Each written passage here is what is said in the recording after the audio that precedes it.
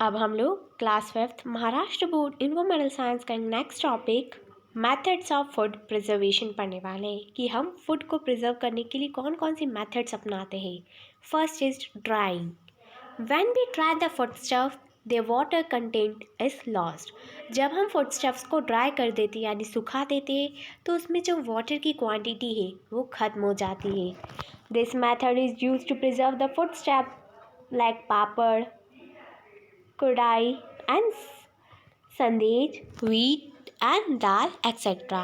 ये सारी method use होती है पापड़ को सुखाने के लिए, कढ़ाई, संदेश, अलग अलग फूड आइटम्स को सुखाने के लिए अलग अलग प्रोसेस होती है। Next is cooling. When food is placed in a refrigerator, microorganisms do not get the warmth they need for growth.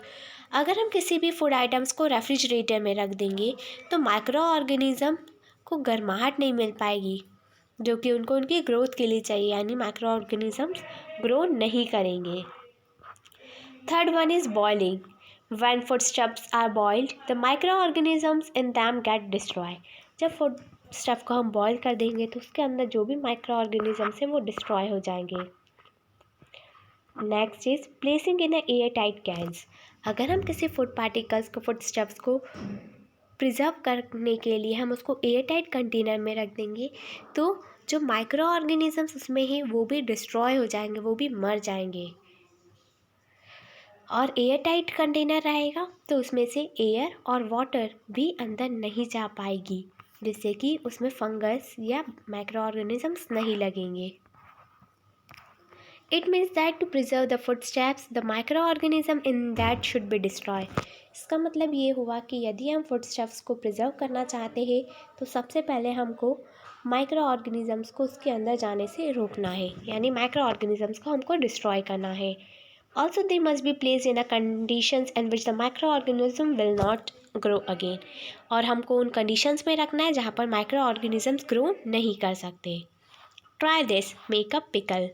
Pickle बनाना है। Material required a glass jar, a knife, a spoon, 7 to 8 lemon, a quarter bowl of salt, 2 tablespoon red chili powder, half bowl sugar.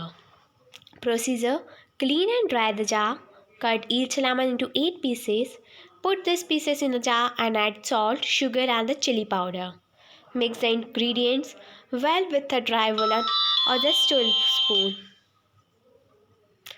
Tie a clean piece of cloth over the mouth of the jar and keep it in the sun for about 10 days.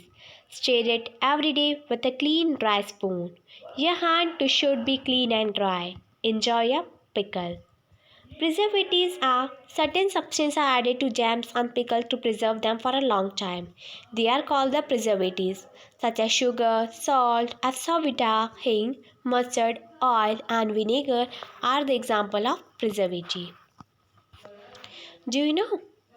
Much of the variety in the taste of our food is due to spices. Every spice has a different flavor or taste. They have a strong taste and flavor and are therefore used in a very large quantity by small quantity. Spices can be dried and stored for a long time. They can be mixed and powdered to make the different masalas. Different spices are obtained from specific parts of the plants. Bachu, I hope you understand each and every topic of this video, and if you have any query then comment in comment section. Thank you. Have a nice day.